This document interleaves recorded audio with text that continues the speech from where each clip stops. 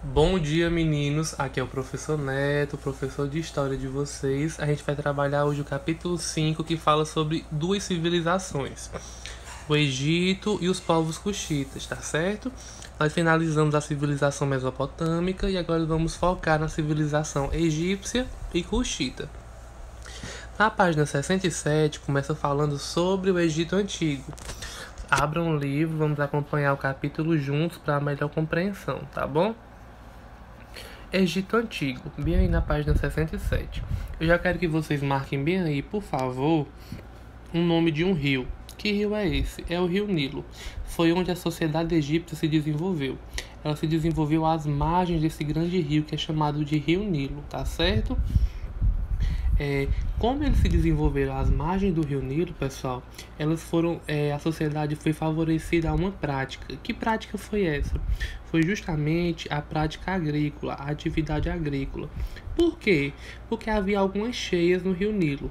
E quando essas cheias aconteciam, elas inundavam as suas margens. E o solo da sociedade egípcia, ele recebia uma substância, que era chamada de substância humus. Que substância humus é essa? É uma substância que é composta de matéria orgânica fertilizante. Então, sempre quando o rio retornava ao nível normal, o solo que estava inundado, pessoal, ele estava o quê? Fertilizado por essa matéria orgânica, que recebia o nome de humus. Então, como estava fertilizada, favorecia o quê? O crescimento das plantas, favorecendo aí a prática agrícola, tá certo? Outro ponto importante sobre o Rio Nilo. Como havia essas cheias, essas inundações, isso favoreceu o quê? Favoreceu o aprimoramento da sociedade na construção de quê? De barragens, de diques e grandes barragens. Por que eles construíam esses diques e essas grandes barragens? Eles construíam esses diques e essas grandes barragens justamente para proteger as suas casas e as suas vilas dessas inundações, quando eram inundações muito violentas, tá certo?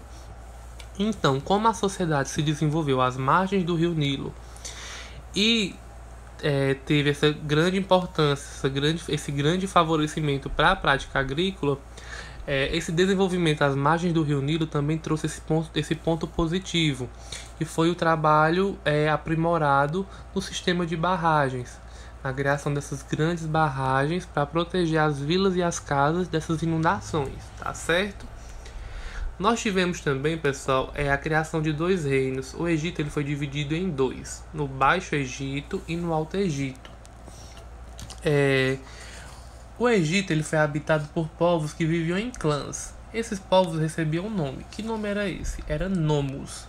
Esses nomes eles praticavam a agricultura, dominavam a técnica de cerâmica e mais à frente também vai dominar o que? A metalurgia, tá certo? E quais características do Baixo Egito e do Alto Egito?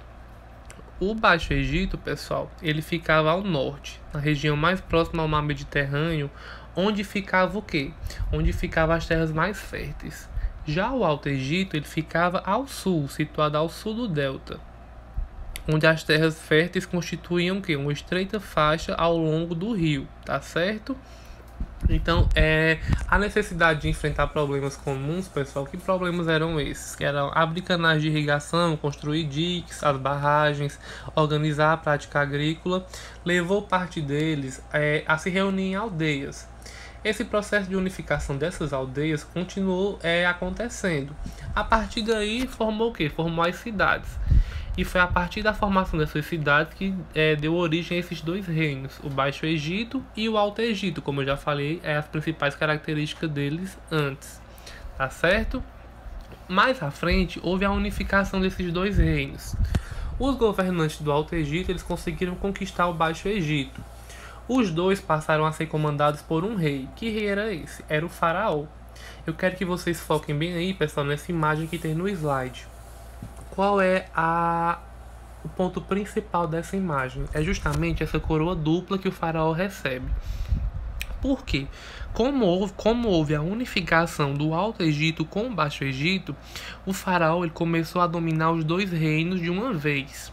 Então, para simbolizar esse grande poder e mostrar que ele era rei do Baixo Egito e do Alto Egito, os primeiros faraós eles começaram a usar o que? Essa coroa dupla, que simbolizava esse grande poder que ele tinha nas mãos, que era o domínio dos dois reinos. o Baixo Egito e o Alto Egito, tá certo? Então foquem nessa imagem bem aí que mostra justamente essa coroa dupla que o faraó utilizava no início, tá certo? Nós tivemos também o período dinástico, bem aí na página 68. Esse período dinástico ele era dividido em 3 períodos dentro dele, que são os principais períodos da história do Egito, que é o Antigo Império, o Médio Império e o Novo Império, tá certo?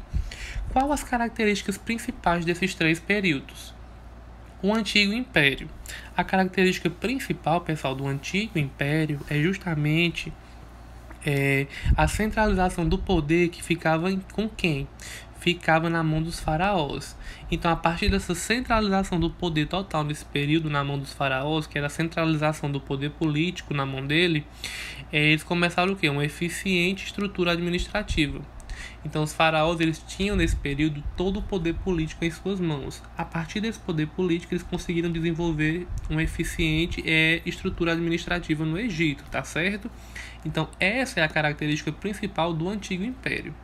Já o Médio Império, pessoal, tem como característica principal um período de estabilidade política e uma grande prosperidade econômica que aconteceu nesse período, tá certo? Então, a marca principal do Médio Império é justamente essa estabilização política e essa grande fase de prosperidade econômica. Já o Novo Império, pessoal, tem uma marca muito importante, que é o quê? O Novo Império é marcado pela expansão militar, tá certo? Nessa época também teve um apogeu econômico e o refinamento artístico. Só que a grande marca principal é justamente essa expansão militar do Egito, que aconteceu nesse Novo Império.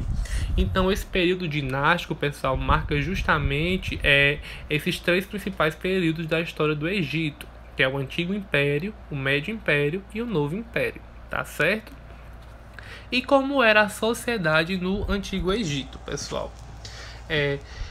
A sociedade egípcia ela era formada por diferentes estratos sociais. O que são estratos sociais? São camadas sociais sobrepostas, outras camadas fixas e também camadas de caráter hereditário, tá bom? Os camponeses e artesãos eles eram a maioria da população. Mas, segundo alguns historiadores, também havia o quê? Pequenos grupos de escravos na sociedade egípcia. A gente vê bem aí na página 69 um texto que fala sobre a figura maior. Que figura maior era essa? Era o faraó. O faraó ele era o rei supremo do Egito. Ele era considerado um deus vivo, responsável pela proteção e prosperidade do seu povo. Tinha autoridade religiosa, administrativa, judicial e militar. Então, todo o poder na sociedade egípcia, no Antigo Egito, ele era centrado em quê? Na mão do faraó, como vocês viram bem aí. Ele tinha autoridade religiosa, administrativa, judicial e militar. Então, todo o poder era centrado em suas mãos. A gente tem uma curiosidade muito interessante, que não existia só faraós homens. A gente já viu até filme e acho que foi uma novela da Record que fala sobre essa figura também muito conhecida, que é a Cleópatra. Ela foi a faraó mulher, ela governou o Egito entre 51 a.C. a 30 a.C. Então nem sempre os faraós foram homens, a gente também tivemos algumas figuras femininas no Egito Antigo, tá certo? Tínhamos os nobres, sacerdotes e escribas. Os nobres eram encarregados de executar a vontade do faraó, eram servos. Os sacerdotes eram as pessoas responsáveis por presidir as cerimônias da igreja, as cerimônias religiosas. E tínhamos escribas, que eram pessoas que não eram muito bem vistas pela sociedade inferior. Por quê? Porque eles eram responsáveis por cobrar os tributos, os impostos. Eles eram funcionários do governo, tá bom? Como eu falei no começo, os camponeses, que também eram chamados de felás, eles realizavam vários tipos de trabalhos, como agricultura, cuidar de animais, dentre outros. E era a maioria da população. Nós tínhamos também os artesãos, pessoal. Os artesãos, eles faziam vários ofícios. Alguns eram ferreiros, outros carpinteiros, outros barqueiros, tecelões, ceramistas e dentre outros. Então eles realizavam várias atividades diferentes. E também tínhamos a pequena população escrava, que era um número muito pequeno mediante o tamanho da população egípcia, tá certo? Mas havia sim uma população escrava dentro da sociedade egípcia, ok? E a cultura egípcia? Vamos ver bem aí, sobre a religião. A religião era um ponto muito importante na vida egípcia. Por quê? Porque ela teve muita influência nas atividades culturais. Eles eram politeístas. O que são sociedades politeístas, pessoal? A gente já viu isso na aula passada e também no começo, falando sobre religião. Politeístas acreditam em quê? Em vários deuses. Monoteístas acreditam somente em um deus. Os egípcios, eles eram politeístas, acreditavam em vários deuses. Além de acreditar em vários deuses, pessoal, eles acreditavam nos fenômenos da natureza, tá bom? Em geral, essas divindades deles eram representadas como forma de um animal. Em algumas vezes, eles misturavam a forma animal com a forma humana, tá bom? E cada cidade, ela costumava ter um deus principal, para o qual era criado um templo, tá bom? E eles também creiam, pessoal, em uma prática, em uma técnica chamada de mumificação. O que é essa mumificação? Eles acreditavam que havia o quê? Uma vida após a morte. Assim, eles começaram a mumificar os corpos dos faraós, tá bom? Por quê? Porque eles acreditavam que os mortos eles seriam julgados e se no julgamento eles não fossem condenados, eles poderiam o quê? Eles poderiam retornar à vida. Então, para isso, eles começaram ao início dessa técnica chamada de mumificação. Tá certo? Diferente das crenças da Mesopotâmia, a religião egípcia ela era mais otimista em relação à morte, tá bom? Ela encarava como uma forma de libertação, diferente dos mesopotâmicos, tá certo? E sobre a produção artística, pessoal, era baseada na religião. E observando a arquitetura, a gente pode ver que os egípcios eles construíam belos templos. Para quê? Para cultuar os vários deuses que eles adoravam. Tá bom? E também havia o quê? Uma marca muito importante do Egito, que é justamente as pirâmides, que são muito famosas. Tá certo? E a escrita egípcia. Assim como os sumérios, que a gente estudou na aula passada, que deram início a qual forma de escrita, pessoal?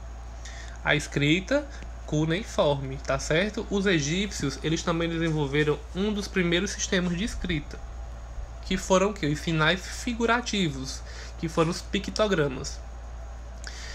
Também criaram os sinais que sugeriam ideias, que era o ideograma, e também os fonogramas, que eram sinais que representavam letras e sons, tá certo? Então, assim como os sumérios, que eram um dos povos da Mesopotâmia, os egípcios eles também foram responsáveis por criar, desenvolver um dos primeiros sistemas de escrita, tá certo? E o reino de Kush? A gente vai ver agora justamente sobre o reino de Kush. O reino de Kush, pessoal, era uma civilização ao sul do rio Nilo.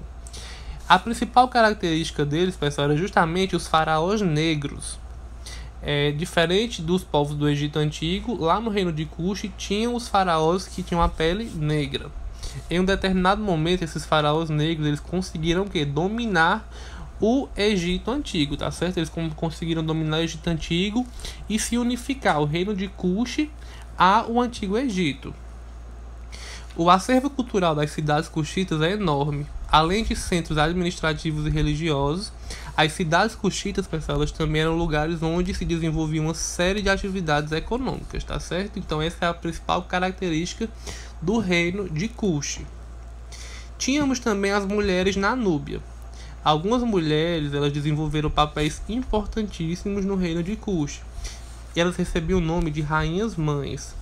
E, por exemplo, elas ocupavam da administração civil, do comércio e da religião. Então, as mulheres na Núbia, que recebiam o nome de rainhas-mães, também tiveram um destaque muito importante dentro desse reino de Kush. Lembrando que o reino de Kush, no momento do declínio do Antigo Egito, ele conseguiu Ele conseguiu dominar o Antigo Egito, unificando o reino de Kush e o Antigo Egito, no período do declínio do Egito Antigo, tá certo? Então, esses pessoais são as características principais dessas civilizações, do Egito Antigo e do Reino de Kush, frisando sempre em que o Antigo Egito se desenvolveu às margens do Rio Nilo. O Rio Nilo é um nome muito importante. Quando a gente for estudar sempre o Antigo Egito, a gente sempre tem que ligar ele ao Rio Nilo. Temos uma figura central, que figura central é essa, que é o faraó, tá certo? Que tem todo o poder em suas mãos. Na religião, eles eram o quê? Eles eram politeístas, acreditavam em vários deuses, vinculados a figuras naturais, tá certo? Acreditavam na vida após morte, a questão cultural, iniciaram a técnica chamada de técnica de mumificação, acreditando que após o julgamento, caso absolvidos, eles retornariam ao corpo, por isso eles mumificavam os corpos. Também tivemos o reino de Kush, que foi um reino ao sul do rio Nilo. A característica principal desse reino de Kush era justamente os faraós negros. Lembrando que o reino de Kush, os Kushitas, eles conseguiram dominar no período de declínio do Antigo Egito. Eles conseguiram dominar o Egito, unificando o reino de Kush ao Antigo Egito. Tivemos também, pessoal, os dois reinos, o Baixo e Alto Egito, que terminaram se unificando. A partir da unificação, o faraó começou a dominar os dois reinos, utilizando uma coroa dupla. Essa coroa dupla representava esse grande poder do faraó sobre os dois reinos. Na sociedade, nós tínhamos os camponeses, que era a maioria, uma pequena parcela de escravos, que era a minoria, tínhamos os nobres, os escribas e os sacerdotes. Os nobres faziam como eu falei antes, à vontade do faraó. Os sacerdotes presidiam cerimônias religiosas. E os escribas eram funcionários do governo que cobravam os impostos. Então isso é só uma recapitulação do que a gente viu durante essa aula toda. É um assunto não muito complicado. Vocês lendo com calma, grifando os pontos principais, dá para compreender o assunto. Essa é a primeira aula que eu gravo para vocês aqui do primeiro ano. Estou apenas testando aqui. Com o tempo a gente vai se aprimorando, porque é tudo novo. Eu espero que vocês tenham gostado, que tenham entendido. Qualquer dúvida é só me procurar no privado do WhatsApp, tá bom? E posteriormente a gente vai fazer as atividades sobre esse assunto, tá certo? Então tenham um bom dia e bons estudos. Que Deus nos abençoe e que tudo logo isso passe e que a gente volte para a sala de aula. Um abraço, professor Neto. Fiquem todos com Deus.